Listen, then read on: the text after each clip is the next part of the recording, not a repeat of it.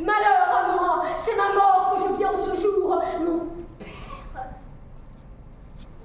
a oublié que moi, sa fille, j'étais là. Lui, le pantalon baissé, sous les genoux, mon père, cet homme qui ne comprenait pas les taches qu'il avait sur ses jambes, mon père a oublié que moi, sa fille, j'étais là. Lui, le pantalon baissé, sous les genoux, et l'autre derrière sa blouse blanche, assis derrière son bureau. Je pleure, je me morfonds, je me lamente sur le misérable festin qui porte le nom de mon père. Debout, le pantalon baissé, mon père disait avec peur et naïveté: alors, docteur, qu'est-ce que c'est? Disait mon père. Le docteur lui répondait: rhabillez-vous. Il parlait très fort, le docteur, à mon père. Il parlait fort: rhabillez-vous. Où faut-il que j'aille maintenant? Je suis seule, rhabillez-vous. Il a dit ça, le docteur, comme il aurait pu dire: vous n'avez pas honte? Le docteur, l'homme à la blouse blanche, il parlait fort à mon père, à cette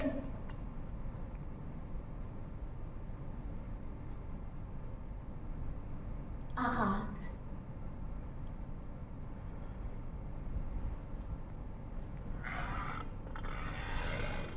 Il y avait tant de mépris.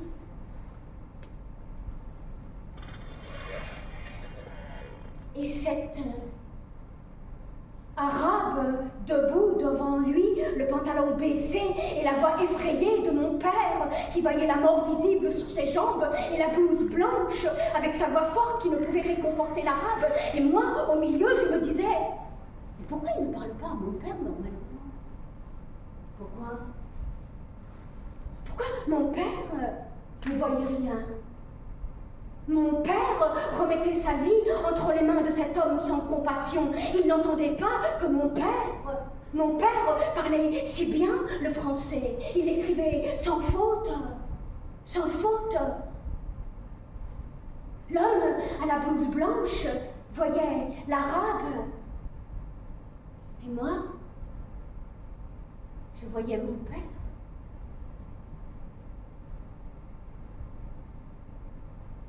Les yeux de l'actrice, ils pleurent. Ses larmes ont noyé le texte et personne ne peut l'arrêter. Elle continue comme une voiture qui quitte la route pour rencontrer la mort. Elle doit aller plus loin. Ça explose en elle, ça la pulvérise. Elle continue et elle dit: mon père, qu'elle dit. Je ne veux pas quitter mon deuil et cesser de pleurer les malheurs de mon père. Vous qui m'aimez, je suis folle, c'est vrai, laissez-moi être folle.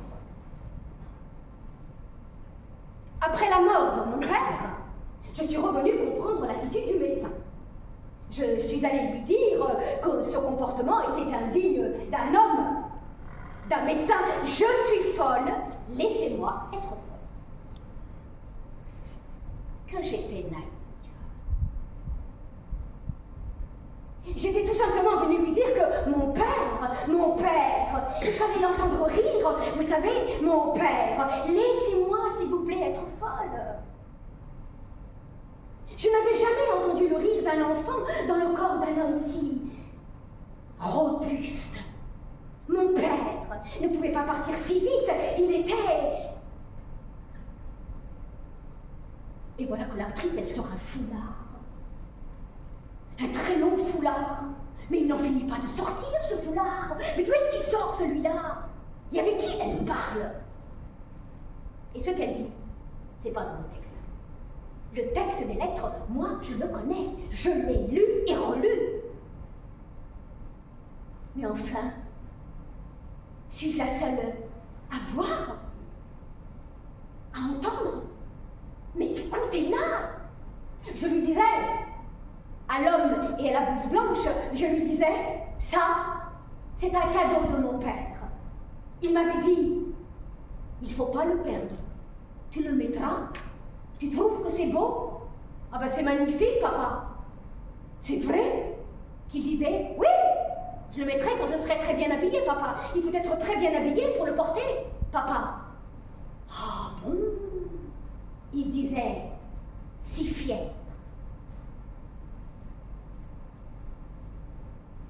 Et sur mon épaule, j'ai ajusté l'étole.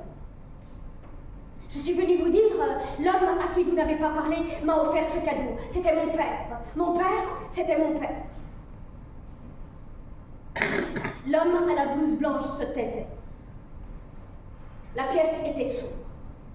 Il n'a pas prononcé un seul mot. Je me suis levée alors. Je me sentais si petite, si rien, une respiration à peine perceptible. Je n'ai plus de père. Je n'ai plus de père.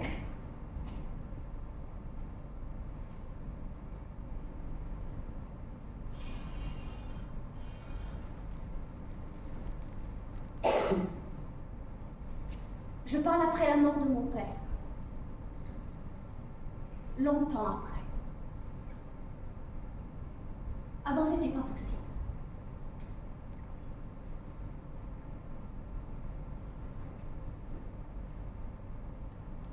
Après sa disparition, ma mère m'a demandé d'attenter un procès. Mon père est mort de l'amiante. L'amiante a tué mon père. Ma mère m'a donné une valise et je ne l'ai pas ouverte pendant des années. Je savais ce qu'elle contenait. Il n'y a pas longtemps, je l'ai retrouvée, cette valise. J'ai glissé ma main et je suis tombée sur une étroite et fine bande de papier, un bulletin de paye. La somme écrite au bas de ce bout de rien, comme si elle avait honte d'être là, m'a bouleversée. Une misère. Mon père valait une misère. J'ai refermé la valise. Pour des années encore. Pas maintenant. Mon père venait de l'autre côté de la mer, ce grand pays, le plus grand d'Afrique. Je ne connais pas ce pays aussi peu, mais je connaissais mon père. Et moi, j'ai mis du temps à le connaître, à arriver jusqu'à lui.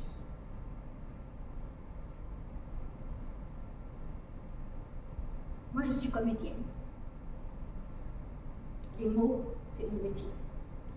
Pendant près de 35 ans, j'ai joué les mots des autres. Presque chaque jour, ma tête était occupée par un texte. Et je l'ai porté, ces textes, et j'ai tant aimé ça. Puis, tout a commencé à perdre du sens. Les mots se heurtaient dans ma bouche, ils peinaient à sortir. D'autres mots me venaient. Les miens.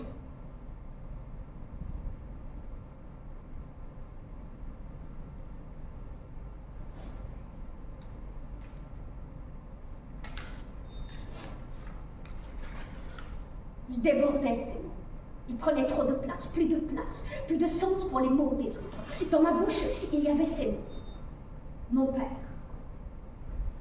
Mon père. Mon père. Je parle après sa mort, bien après. Mon père doit revenir. Mon père, l'homme humilié, l'homme maltraité, l'homme de rien du tout, c'était mon père. L'arabe. Alors je dis ces mots qui disent mon père. Pas que l'amiante qui a tué mon père.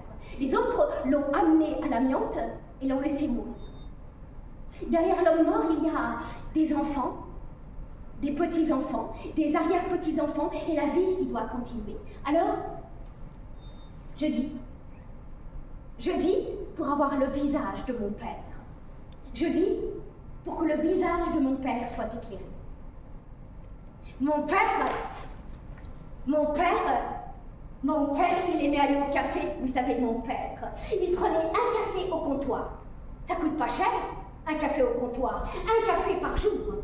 Je me suis levée, j'étais face à la blouse blanche. Je me suis levée et la blouse blanche semblait reculer dans l'ombre de la pièce. Je me suis levée, il fallait que je quitte mon père, que je quitte cet endroit où mon père est resté, où la vie l'a laissé, où il m'a laissé. Je me suis levée, si minuscule, je devenais l'enfant perdu, l'enfant enlevé. Vous savez, mon père venait de l'autre côté de la mer. Je n'ai pas de souvenir de mon père là-bas. Ici, il n'avait pas son mot à dire. Il ne valait rien. Ma tante disait qu'il ne valait rien. Mon oncle disait qu'il ne valait rien. Les autres l'ont dit avant, l'ont dit après, l'ont dit pendant que je devenais grande. Je me suis levée et... La blouse blanche se taisait.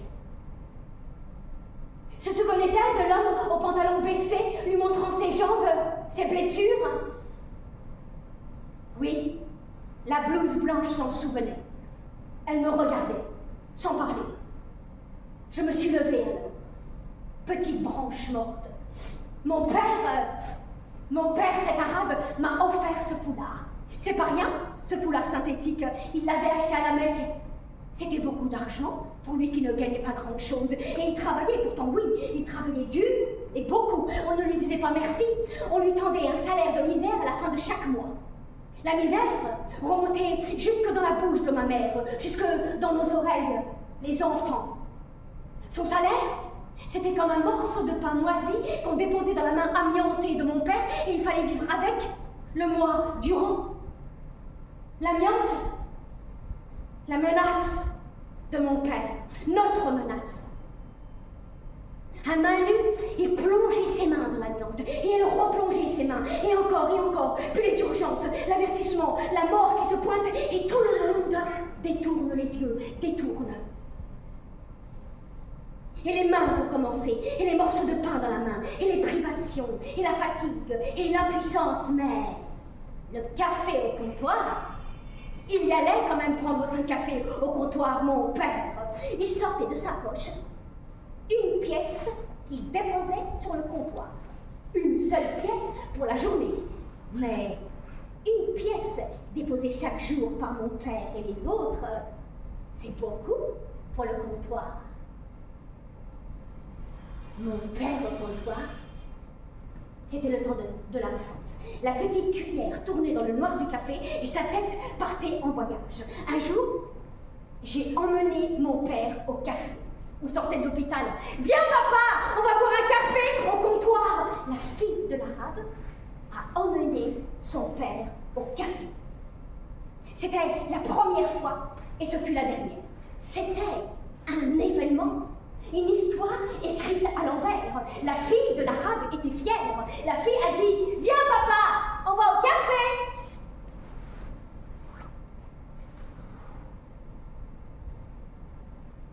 Oh là là là là.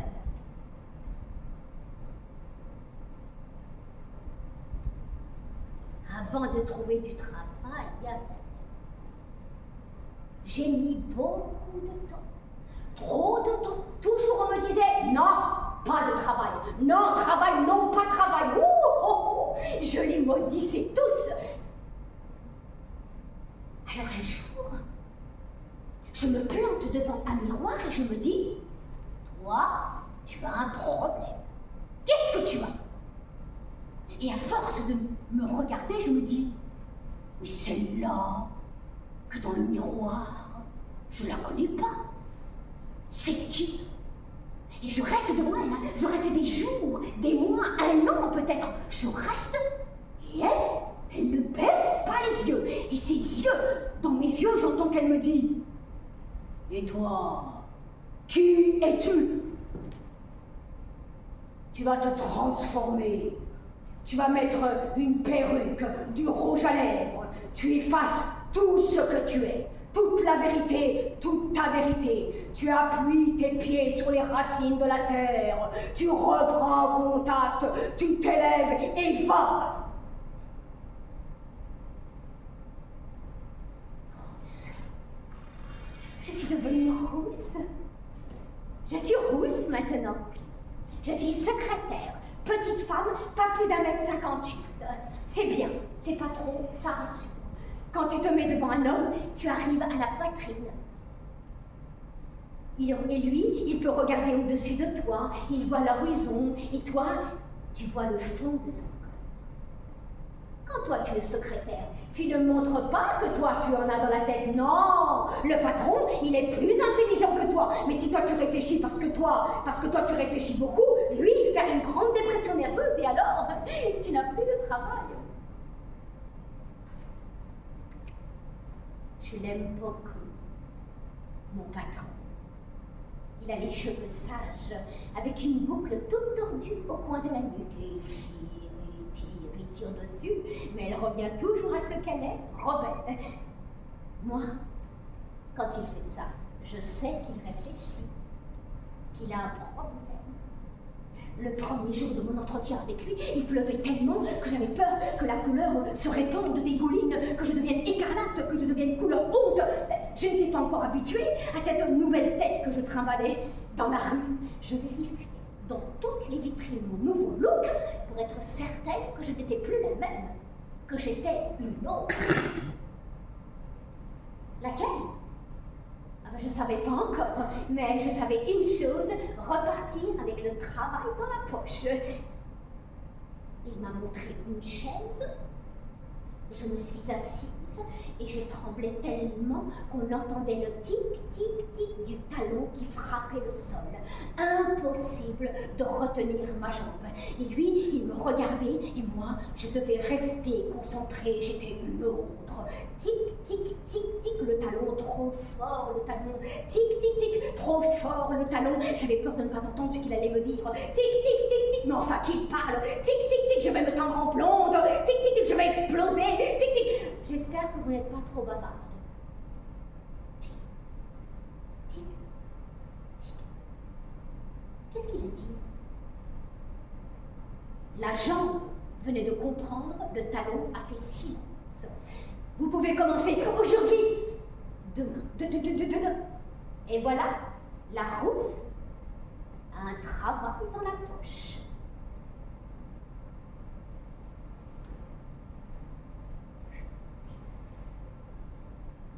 La blouse blanche ne pouvait pas partir. Elle me regardait, silencieuse. Peut-être avait-elle de la compassion pour la petite chose que j'étais. Avait-elle peur que je tombe, que je devienne poussière arabe. Je me suis levée, clouée. Je voulais que mon père revienne. Je voulais remonter un jour avant, mais je reste là. Je ne peux pas partir. Je reste attachée à cet homme, à cette blouse blanche qui m'écoute comme elle n'a pas écouté mon père. Elle écoute la blouse blanche. Écoute. Je fais le ménage dans le palais de mon père. Comme tu me vois, dans cet accoutrement sordide. Et je reste debout devant les tables vides. Écoute, un jour, mon père... Il nous a emmenés à la foire du trône. Les 9 enfants. On a eu le droit à un tour de manège chacun. Un seul. Oh, un seul! Alors, il fallait trouver le manège le plus fou, qu'allait nous renverser la tête, retourner le cœur, ouvrir grand nos bouches, décoller nos cils, décoller nos fesses, décoller nos pieds, décoller nos... Oh, la grande roue.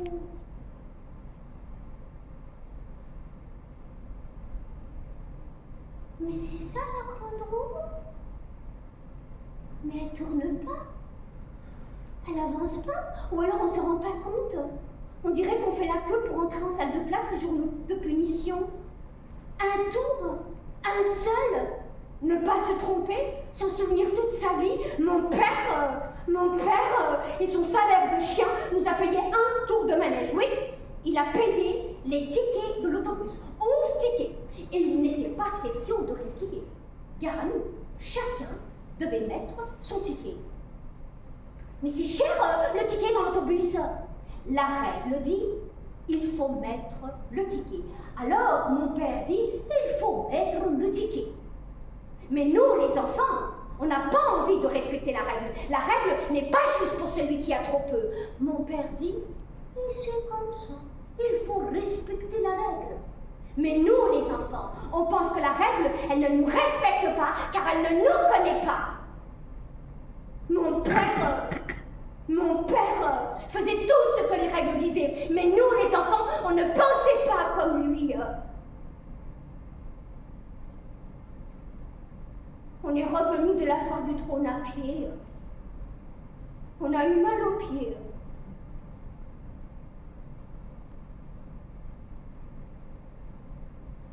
J'ai mal aux pieds.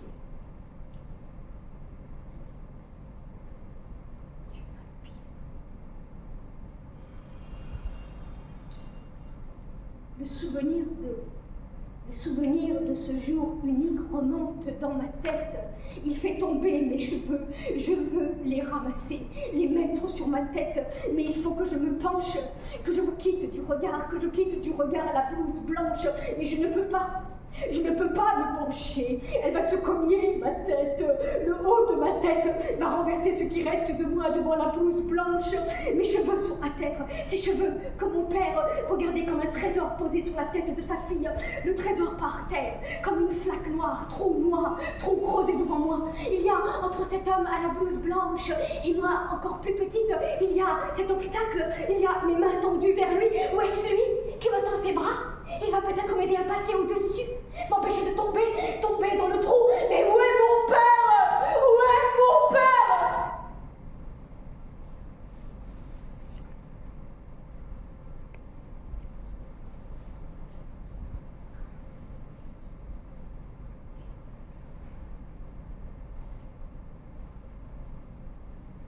Le visage de l'actrice est inondé. Il est là, son souffle, dans ses larmes.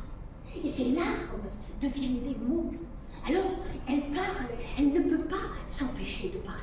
Ces mots, à elle, ils sortent, ils coulent de sa bouche, ils sont liquides. Mon père a le droit à l'oubli, au mépris. Il a le droit de se taire, de prendre ce qu'on lui donnait. Il ne se plaignait pas, il trouvait que c'était normal. Mais qu'est-ce que tu veux? C'est normal. Arrête de poser des questions, tu donnes mal à la tête. Arrête, ils sont chez eux, c'est normal. Et quand ils étaient chez nous là-bas, est-ce que c'était chez eux aussi? Et nous, est-ce qu'on était chez nous là-bas?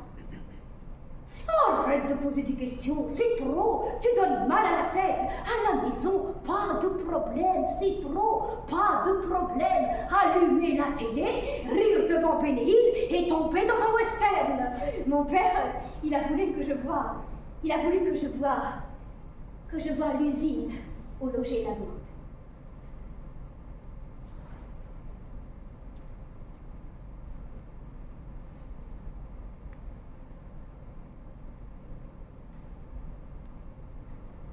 J'ai tellement peur de ce monde. J'ai vu l'usine, j'ai vu l'amiante, j'ai vu la mort, j'ai vu le sourire de mon père qui se savait pourtant menacé. J'ai vu les hommes qui avaient travaillé avec lui, ils étaient contents de le revoir, ils ne l'avaient pas vu depuis longtemps, ils le savaient malade de l'amiante.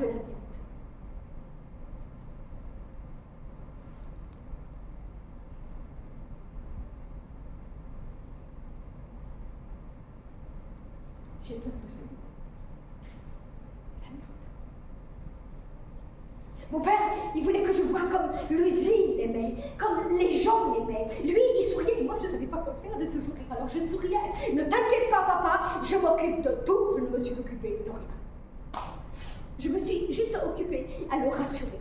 Alors je souriais. Il ne devait pas voir mes interrogations. Il ne devait pas voir ce que je voyais. Il ne devait pas voir ce que je voyais, moi assise devant, lui derrière, le pantalon baissé, vous montrant le crime de l'amiante. J'ai peur de ce mot, l'amiante. Mon père, il voulait que je sois fière de lui, mais j'étais colère. J'étais la colère. Vous savez, c'est pas 1200 francs qu'il gagnait, c'était moins. Il travaillait moins. Son état de santé ne lui permettait pas. Alors il gagnait moins. Mais nous étions toujours 5. Plus 4. 9 enfants à la maison. Mais un homme si simple, si gentil, ne pouvait pas faire d'histoire, pas de scandale, pas de bruit. L'amiante lui faisait mal partout. Elle s'est emparée de lui, de la vigueur, de la santé, de la bonne volonté de mon père. L'amiante agissait et autour, on se taisait. Autour, on ne voulait pas voir, ne pas savoir. Dégage!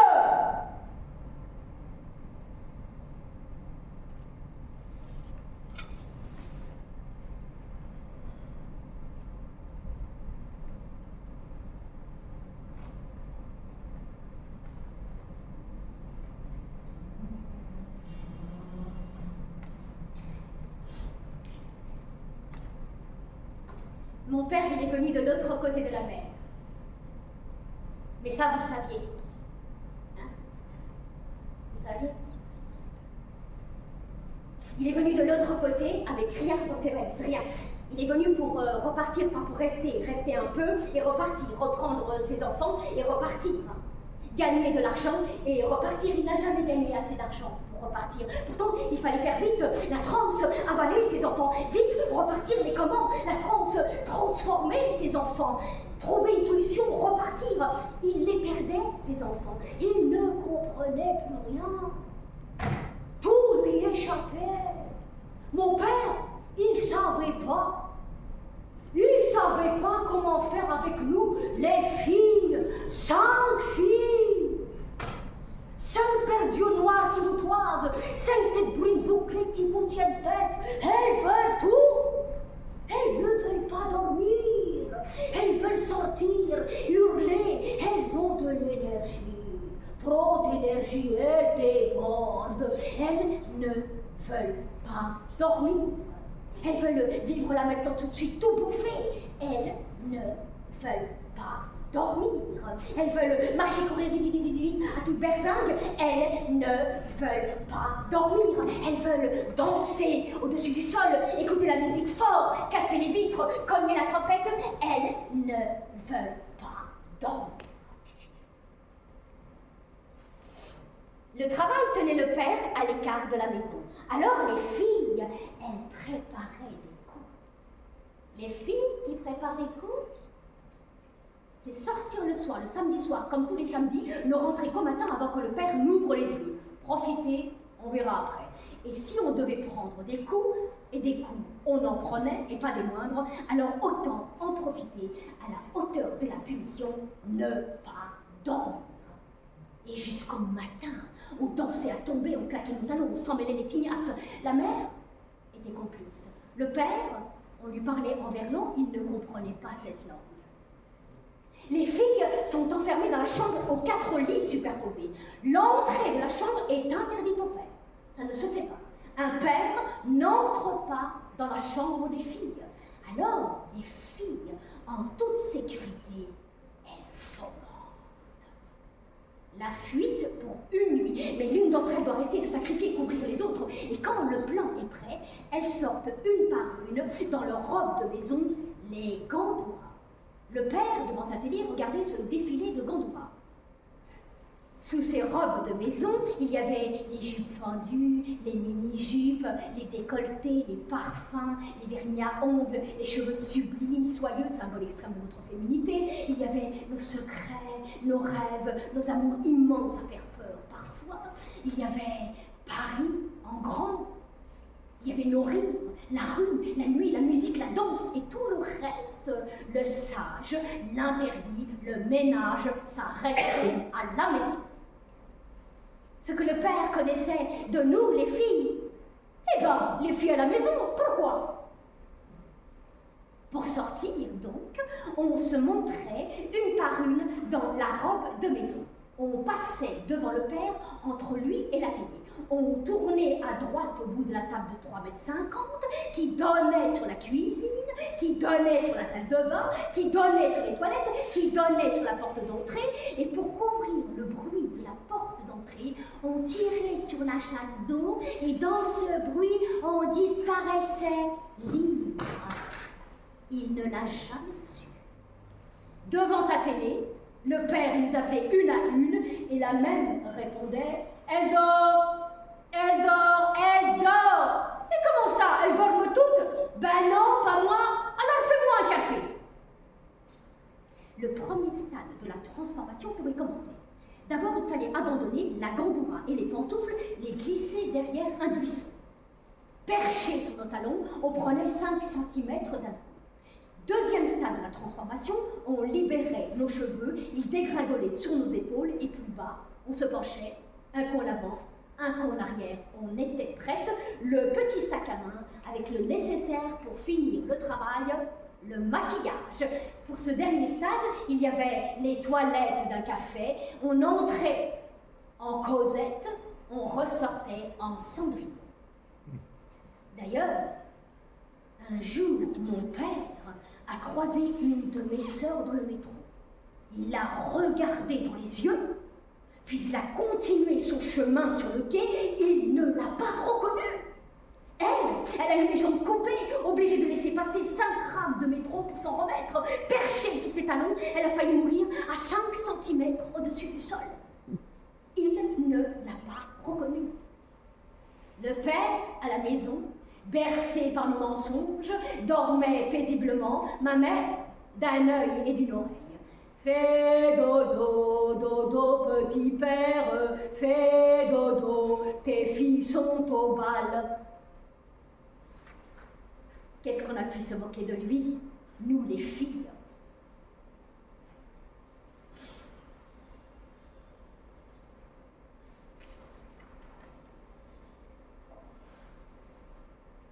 Ah, il me manque une page. Alors je vais essayer de le dire en... Qu'est-ce qu'on a pu se moquer de lui, nous les filles? Il frappait, on pleurait, riait. Il riait, on pleurait, on riait. Et qu'est-ce que je vais faire de vous? Il n'y a rien à faire de vous. Je frappe, ça ne marche pas. Je crie, ça ne marche pas. Con de tes morts. En que l'autre con de tes morts, mais ça ne veut rien dire. Et lui, il allumait la télé. Bénéil rentrait dans la maison, il riait aux éclats en chœur. Bénéil, mais n'importe quoi. Mais alors attention, ces menaces étaient terrifiantes. Mais nous étions toujours 5 filles face à lui. Quand l'une se taisait, l'autre se dressait. Une fille, ça ne sort pas.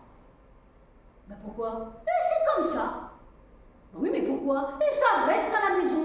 Mais l'autre, mais n'importe quoi. Nous, on va aller à la piscine. Et lui, il répondait très sérieusement. Et pourquoi faire? À quoi ça sert? T'as une baignoire. Va dans ta baignoire. En cœur. L'autre, mais n'importe quoi, il veut qu'on nage dans une baignoire. Mais nous, on veut sortir. Eh ben, tu prends ton petit frère et va te fatiguer les pieds autour de l'immeuble. En cœur. Mais l'autre, mais n'importe quoi. De toute façon, on n'a jamais su si c'était con de tes morts ou contre tes morts, mais de toute façon, c'était n'importe quoi. Mais n'importe quoi. Ce jour-là, quand ma mère lui a demandé de repeindre le salon, il s'est pas embêté. Il a pris un seau, de la peinture, et il a mis le bleu sur les murs, sans déplacer les meubles. Il a tourné autour de la moire, autour du canapé, autour de la télé, et le jour où nous avons déménagé, il y avait la trace de notre enfance.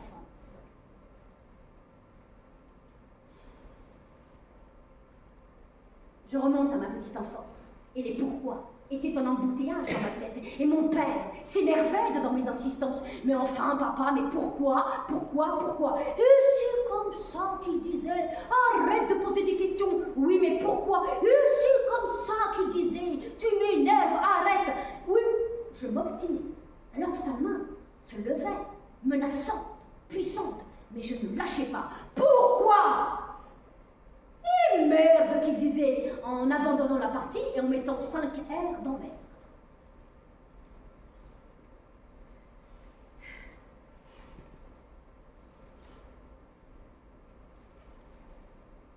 Je ne savais pas que mes pourquoi étaient tournés vers les silences de mon père. Mon père est parti, et le silence est devenu épais, opaque. On dit que le silence rend fou. Mes silences, à moi, sont habités par des ombres bruyantes et agitées. Oh, fille et l'être fille, de la plus malheureuse des mères, quelle est cette plainte inassouvie où tu te morfonds? Vous savez, mon père, il avait des rêves pour moi. Il rêvait que je devienne hôtesse de l'air. Et vous savez pourquoi? Vous savez pourquoi cet arabe voulait faire de sa fille à la longue chevelure une hôtesse de l'air? Vous savez pourquoi? Non? Il voulait que l'on me regarde différemment de lui. Il voulait que je m'envole loin, loin. Il voulait que je sois pas comme lui. Que je sois pas l'arabe sur qui on peut projeter toutes les immondices, pousse-toi de là. T'es pas chez toi. Tu vaux rien. Sois content d'être là, celui à qui on dit toujours tu, jamais vous. Celui qui devait se contenter du même chemin. Celui qui devait continuer à correspondre aux clichés et pas bouger. Ta place est là, pas là, avance, arrête, tais-toi. C'est l'arabe, bougnoule, mauvaise herbe, travail d'arabe. Retourne chez toi, Bico. Sauvage, melon, crouille.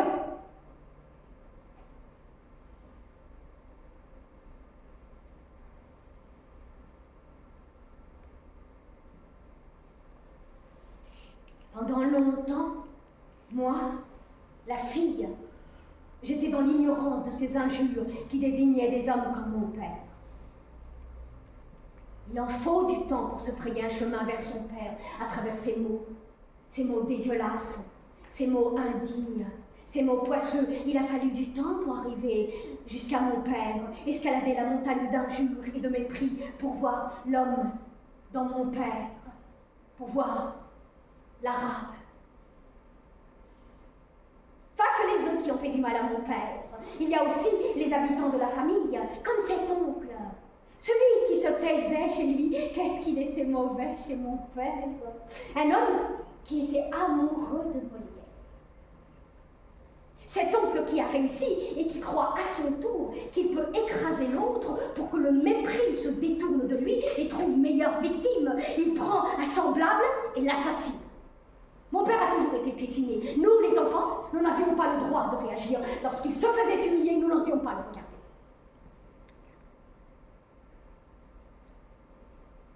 Je suis chez mon père.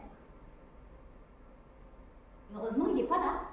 Il se promène dans Paris, qu'il connaît par cœur et qu'il aime tant. Et l'oncle arrive. L'immonde débarque. Je vais enfin pouvoir lui régler son compte.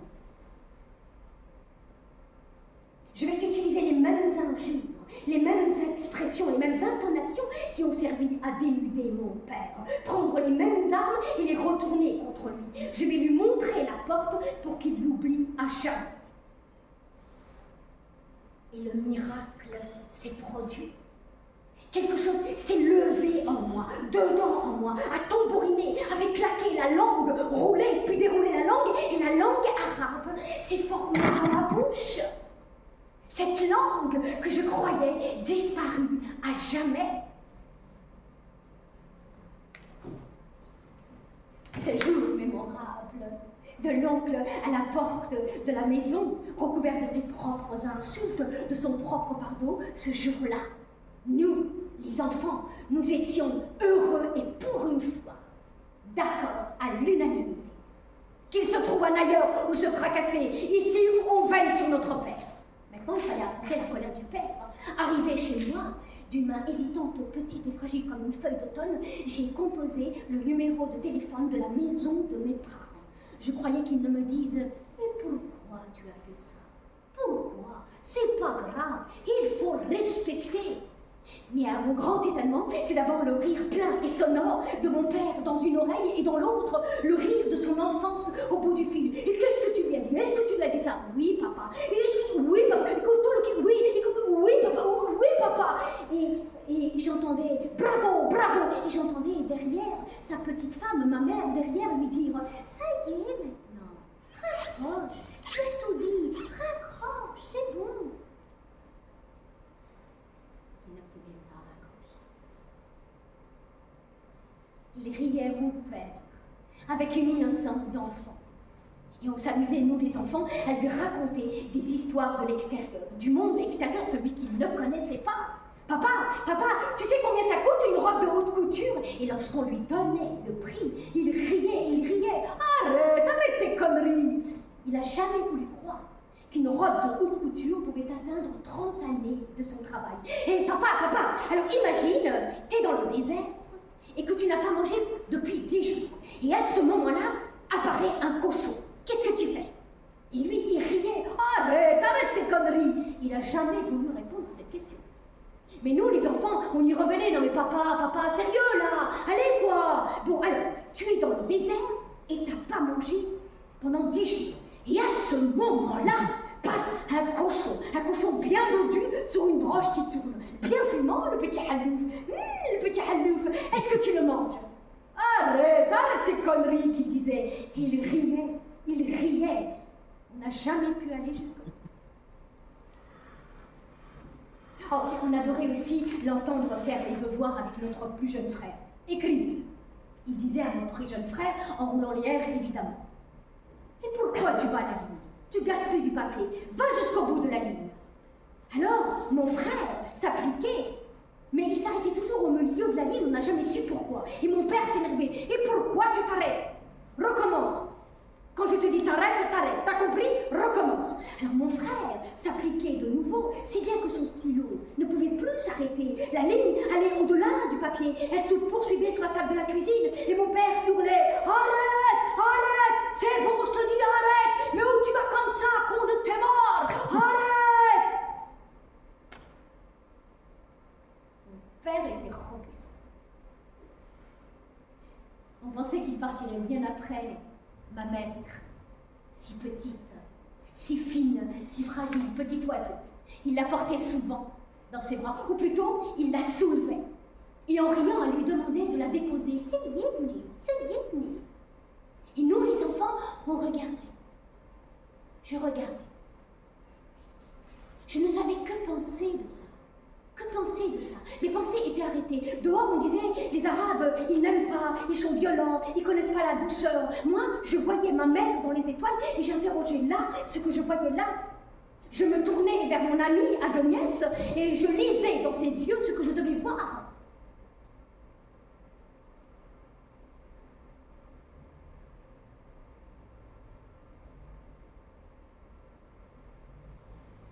C'était un habitué des lieux, vous savez. L'hôpital, il le connaissait par cœur. Il y venait si souvent quand la maladie s'est déclarée, si souvent, j'étais là aussi.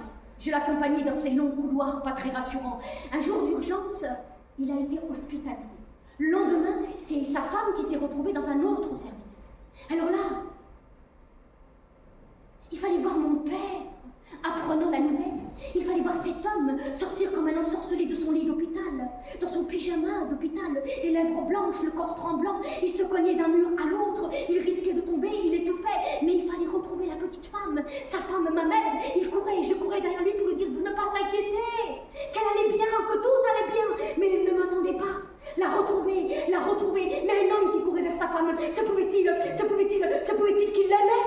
L'homme aimait sa femme, cet homme, l'arabe, aimait l'arabe, mais ce n'est pas ce que j'ai entendu pendant que je devenais adolescente, que je devenais adulte. J'étais plutôt une fille à qui on demandait des comptes, à qui on demandait réparation. La fille, elle ne demandait rien. La fille, elle demandait au père des comptes, demandait réparation. Le père, lui, il ne demandait rien. Il voulait qu'on le laisse en paix. Pas de questions, car pas de réponse. Alors je courais derrière lui et dans ma tête ça se bousculait. L'hôpital est grand, je courais derrière lui qui courait vers celle qu'il aimait. Mais ce n'est pas ce qu'on m'a dit. On m'a dit, mais chez vous, on n'aime pas. Chez les beurs, les melons, les crouilles, les melons, les ratons, les mécoriens, les mauvaises herbes, il n'y a rien de tout ça. Chez vous, on n'aime pas. Je les hais d'une haine qui n'est pas à moi.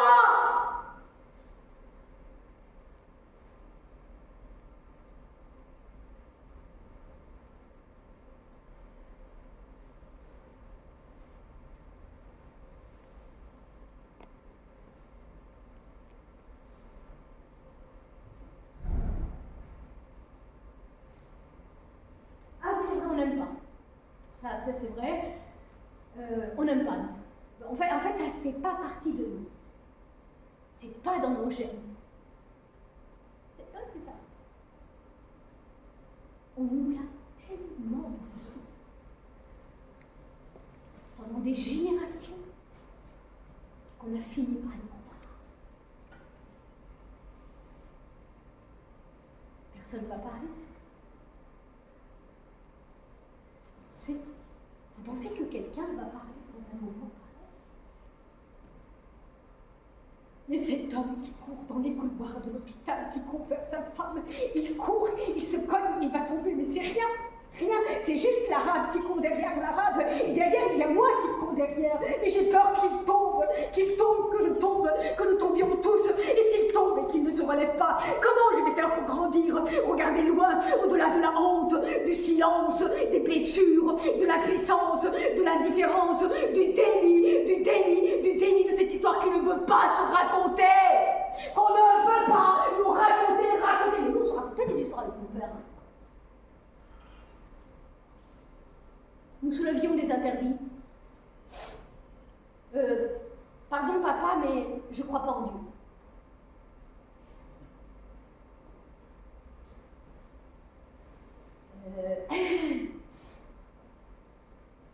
Il a d'abord crié, il a été horrifié. Et puis les années passant, je comprenais qu'il fallait calmer son inquiétude face à sa fille qui se perdait. Il a fallu lui dire un jour, bah, sois tranquille papa, t'as fait ton devoir, tu as dit tout ce qu'il fallait nous dire. Maintenant t'es plus responsable de nous. Mais merci, merci papa.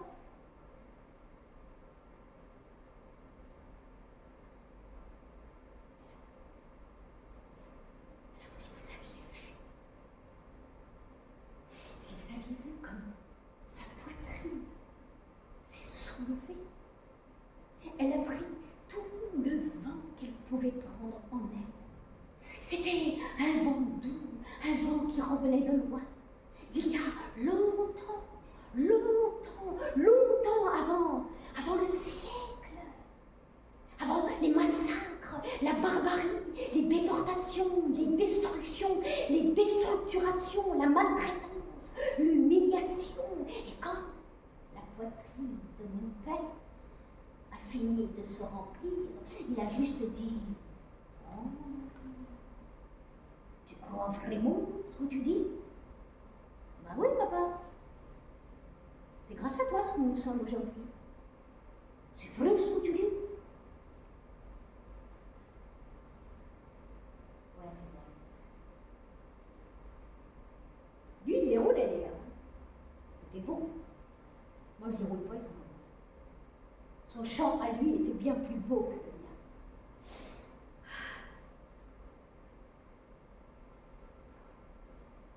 Mais j'aimerais revenir à avant. Avant, il y a si longtemps avant. S'il vous plaît, monsieur le docteur, est-ce que je suis avant? Avant que sur le lit d'hôpital, dans la chambre juste à côté de votre bureau, monsieur, vous savez, la chambre où mon père est allongé et nous les enfants autour. Et la mère, il y a la mère qui touche les pieds de mon père. Par là que vient la mort, elle dit. Ma mère est calme. Elle est si calme, la mère. Les fils et les filles sont tous là autour de son lit de mourant. Il y a la petite mère, très petite, elle sait. Elle sait quand le père va partir. Ma mère est calme. Elle est si calme, la mère.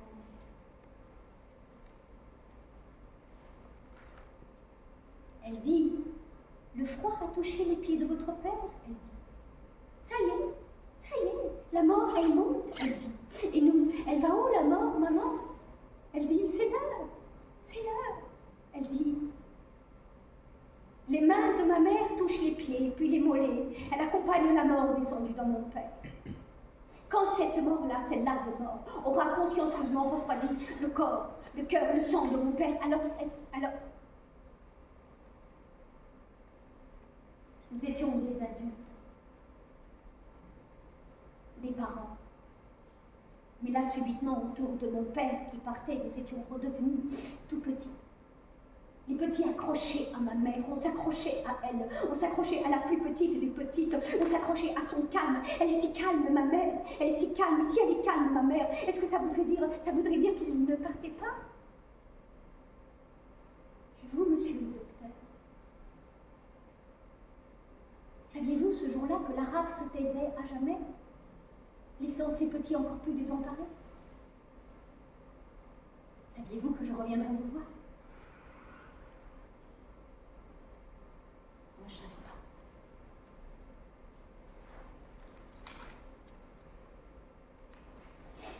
pas. Un jour, je porterai mon père à bout de bras. Et mon père se lèvera. Il sera plus grand que la misère, plus grand que le mépris. Je suis mon père, cet arabe qui avait l'élégance du silence. Arabe.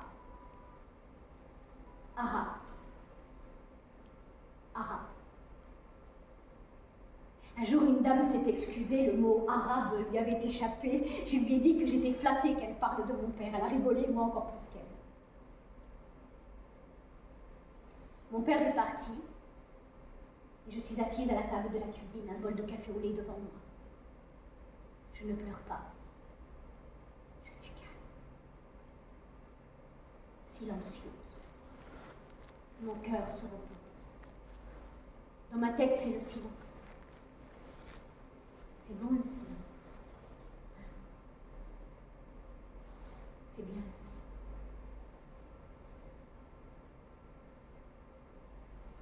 la nuit partir, le jour arriver dans un total silence. Dans ce moment hors du temps, je n'entends pas et je ne vois pas ma fille, ma petite, si petite alors, faire des allers-retours entre la cuisine et l'autre bout de l'appartement.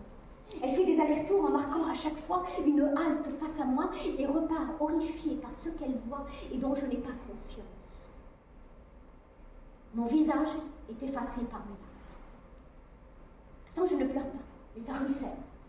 Je n'ai aucun contrôle sur ces larmes. D'où viennent ces larmes? Pas de moi. Elles viennent de trop loin.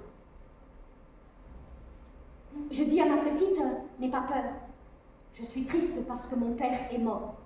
Je suis ta mère et je suis aussi l'enfant de mon père. Et il est normal qu'une fille pleure son père. Il vient d'Algérie, mon père. Moi aussi, je viens de là-bas. Je viens d'un pays où les gens ont beaucoup souffert. Leur souffrance se débat et se cogne juste ici. Je retourne là-bas pour l'accompagner et le déposer dans sa terre. La terre est de mon père. Il y a de la profondeur et de la couleur. Il y a du mouvement et du relief, du froid et du chaud, du vent qu'on peut entendre et toucher, de la chaleur à se laisser tomber dedans. Comment cela s'appelle-t-il quand le jour se lève comme aujourd'hui? Que tout est gâché, que tout est saccagé et que l'air pourtant se respire, qu'on a tout perdu, que la ville brûle, que les innocents s'entretuent, mais que les coupables agonisent dans un coin du jour qui se lève. Cela a un très beau nom, femme Narcisse. Cela s'appelle l'orange. Fin.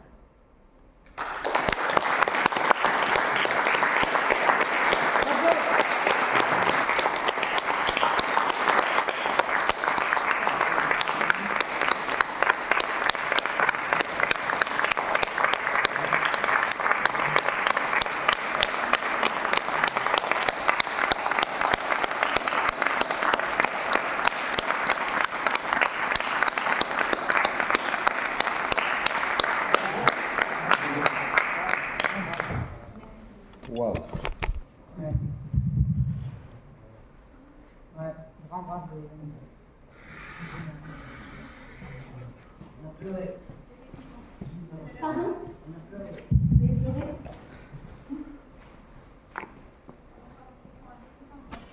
Non, pardon?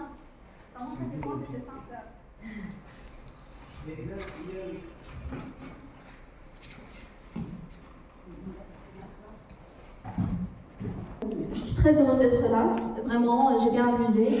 Comment vous étiez capable de voyager dans ce monologue? Quoi que ce soit concernant les sentiments, on est pleuré, en même temps on ressent de la joie, en même temps c'était un truc que j'arrive plus à l'expliquer comment j'arrive à vivre le scénario. Donc quand tu racontes du père, la fille, les 9 enfants, l'entourage, vraiment j'ai tout imaginé. Et quand tu donnes, vous étiez en train de narrer, et c'était excellent parce que j'arrive d'être dans la scène, même si c'était juste une question de se partager l'histoire, mais vraiment je ressens comme je regarde un film, parce que c'était bien clair, c'était bien présenté, ça montre votre travail, ça montre à quel point vous partagez ça avec sentiment. Vraiment, j'ai tout à fait ressenti vos sentiments et exactement la partie où vous parlez de votre père. Je ressens que vous parlez de vous, pas d'une actrice que vous avez vue dans une pièce de théâtre ou bien dans un film, mais c'était vous, vraiment excellent, je vous félicite. Je sais très bien que c'est une question de travail et vous faisiez ça par amour. Excellent et bonne continuation. Merci.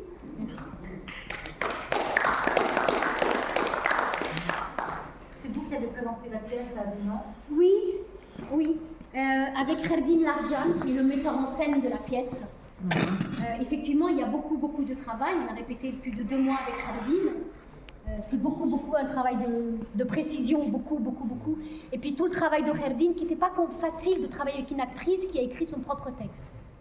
Ce n'est pas vous qui jouiez? Si, mais comme j'étais à la fois l'autrice, à la fois la comédienne, et la difficulté de Kherdine, du metteur en scène, c'est de m'empêcher de garder à distance le texte, que je ne comprenais pas toujours. voyez? C'était sous la même forme de lecture Non, il y a une scénographie, il y a un une très très belle scénographie que Kherdine a imaginée. On peut imaginer, c'est comme, à la fois c'était une référence au théâtre. Moi je viens du théâtre classique, hein, moi j'ai fait l'école d'Antoine Vitesse, je viens de Phèdre, de Racine, de Corneille, et donc il y avait cette espèce d'appellation d'abord au théâtre. Donc il y a une espèce de grand personnage comme ça posé au milieu du plateau avec une très grande robe comme ça, qui devient à la fois comme un proscénium ou comme un endroit où on vient plaider la cause de quelqu'un, mais à la fois parfois on a l'impression de voir le père. Voilà. Donc il y a une scénographie et une lumière très importante. Mais c'était très beau en lecture, déjà c'était magnifique. Donc j'imagine ce que ça devait être en pièce de théâtre. Ouais. Mais en tant que lecture, et pourtant j'hésite toujours à aller voir des lectures, mais là c'était autre chose, complètement. Qu'est-ce que tu voulais dire? Non, je veux dire, quand on voit l'émotion dans laquelle vous nous avez transporté simplement à travers la lecture de ces feuilles, on ose imaginer ce qui se passe sur scène. On ose imaginer ce qui se passe sur scène quand c'est joué effectivement dans une scénographie, une mise en scène, avec de la lumière, ça doit être magnifique, effectivement. Kherdine a beaucoup travaillé, le metteur en scène, avec des grands temps de silence. Et que quand la fille, elle reçoit en pleine figure que le médecin ne regarde pas un homme, mais regarde l'arabe, pour que la fille, elle se rende compte qu'on vient de faire quelque chose de violent, mais qu'elle ne comprend pas. Donc le metteur en scène a beaucoup travaillé sur ça. C'est comment elle reçoit à chaque fois des gifles, quand elle voit comment on traite son père, et elle ne comprend pas pourquoi on traite son père comme ça. Donc on a beaucoup travaillé au début, c'est beaucoup de silence, beaucoup de silence. Là, je ne peux pas le faire en lecture parce que... Enfin, des fois, je me suis autorisée, parce que vous m'aviez autorisée aussi par votre silence. Moi, je voudrais vous dire merci. Merci pour ce texte. Merci pour... tu as si bien expliqué ces essais qui se font maintenant, que ce soit politiquement, idéologiquement, pour écraser des identités qui ne ressemblent pas. Ça m'a vraiment touché, et ça m'a vraiment touché que ça vienne de France, que ça, ce refus de cette assimilation forcée, mais je dis, il n'y a même pas assimilation. Le déni, le refus, l'assassinat d'une autre identité qui ne ressemble pas. Pour ça, je vous dis merci. Merci de me renvoyer ça, parce que c'est ça qui m'intéresse.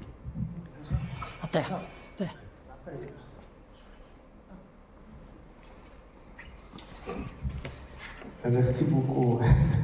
Moi, j'ai vu les deux versions. Celle que je veux à vidéo et cette lecture. Mais peut-être, je ne vais pas faire la comparaison, mais j'étais plus touché auprès de cette lecture. Peut-être qu'il y avait la force de mots, peut-être que... Mais l'essentiel, c'est que c'est-à-dire, tout était dans le mot, et je pense que cette lecture va toucher plus que le spectacle. Donc, merci beaucoup.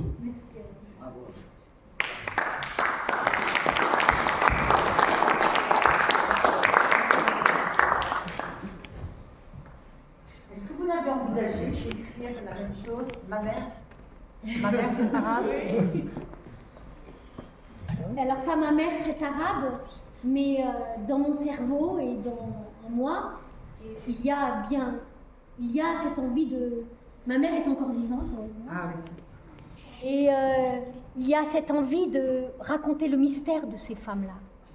Et j'ai du mal à la sonder, ma mère, parce que c'est une très vieille dame qui fait 26 kilos et qui, par moments, elle a des bribes comme ça de souvenirs, mais en fait, je voudrais sonder ce que moi j'ai cherché à travers elle, une histoire que j'ai pas connue, l'histoire de la colonisation par exemple.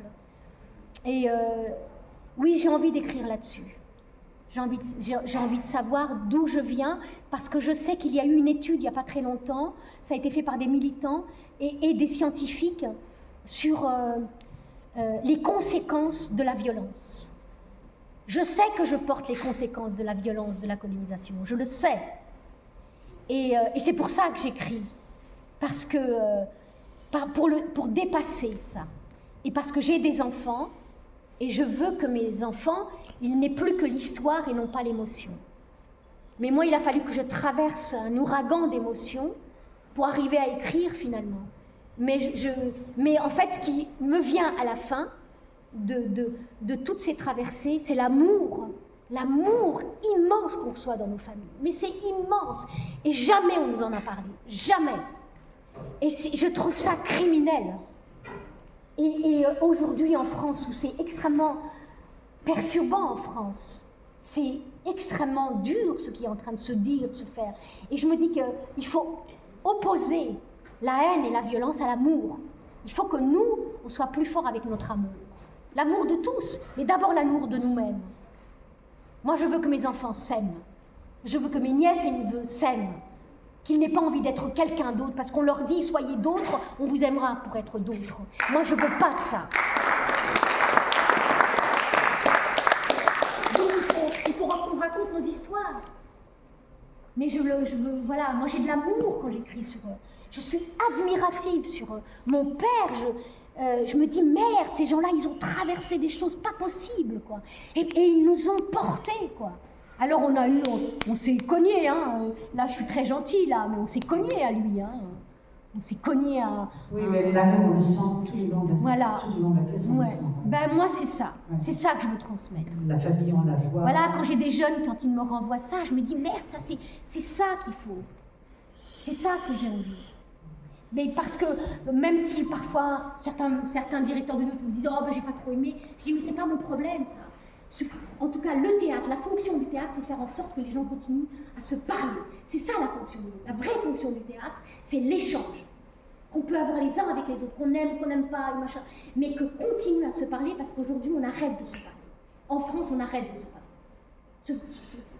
Ce pays de la langue, il faut qu'on se parle. Et c'est par le biais de l'amour qu'on peut se parler. Mais vraiment, c'est pas religieux ni rien de tout ça. C'est ce que je ressens au fond de moi. Parce qu'il est constructeur. L'amour est constructeur. Merci. Je vous remercie tout d'abord. Et je veux bien dire que l'écriture est un moyen de soulagement mieux que le médicament. Oui. Ouais. Thérapie, oui. C'est gentil. Merci. Allez, on a...